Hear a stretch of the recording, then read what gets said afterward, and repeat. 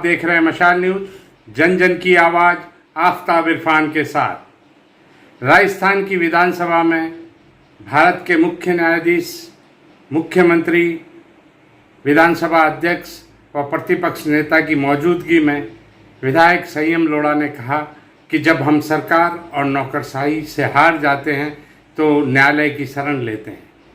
आइए देखें और क्या कहा विधायक संयम लोढ़ा ने।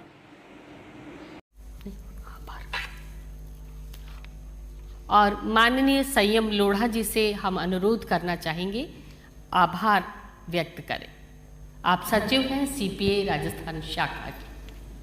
हमारे खास मेहमान भारत के मुख्य न्यायाधीश एन.वी. रमन्ना साहब, हमारे विशिष्ट मेहमान न्यायमूर्ति अजय रस्तोगी साहब, न्यायमूर्ति दिनेश माहेश्वरी साहब, राज्य के मुख्य न्यायाधीश शिवाजी शिंदे साहब, हमारे विधानसभा अध्यक्ष डॉक्टर सीपी जोशी साहब, माननीय मुख्यमंत्री अशोक गहलोत साहब, प्रतिपक्ष के नेता गुलाब चंद जी कटारिया साहब, सभी उपस्थित मेहमान के रूप में माननीय न्यायाधिपतिगण और माननीय सदस्यगण, अपने सारगर्भित उद्बोधन में आपने विधायिका की स्थिति और चर्चा में भागीदारी के प्रति उदासीनता की ओर जो ध्यान आकृष्ट किया है वो वास्तविकता के बहुत नज़दीक है।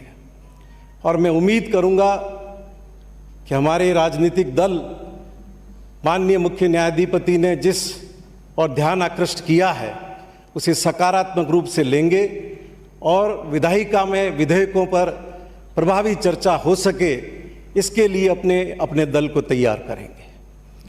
मान्यवर, मैं आपको निवेदन करना चाहूँगा कि राजस्थान के जिस पवित्र सदन में आपका जो उद्बोधन हुआ है उसका एक गौरवशाली इतिहास है। अनेक प्रगतिशील और क्रांतिकारी कानून इस सदन ने पारित किए हैं।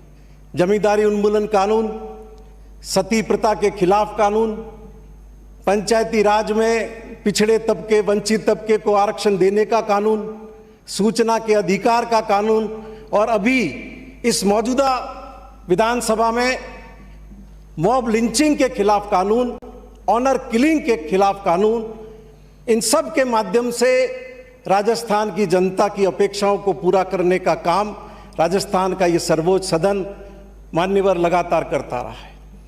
मैं निवेदन करना चाहूँगा आपको कि व्यवस्था के खिलाफ लड़ते हुए जब हम सदन में सरकार से हार जाते हैं, जब हम नौकरशाही के सामने थक जाते हैं, तब लोगों को न्याय दिलाने का हमारे सामने एक ही रास्ता होता है, वो न्यायपालिका है।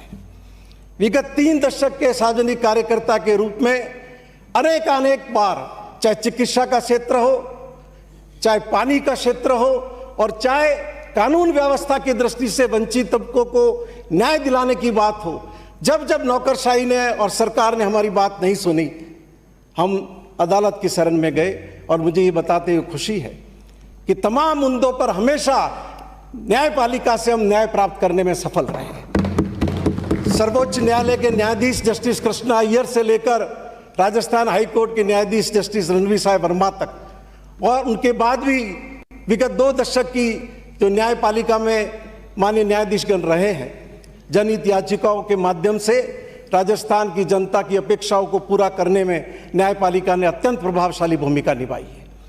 मैं आज इस मौके पर निवेदन करना चाहूँगा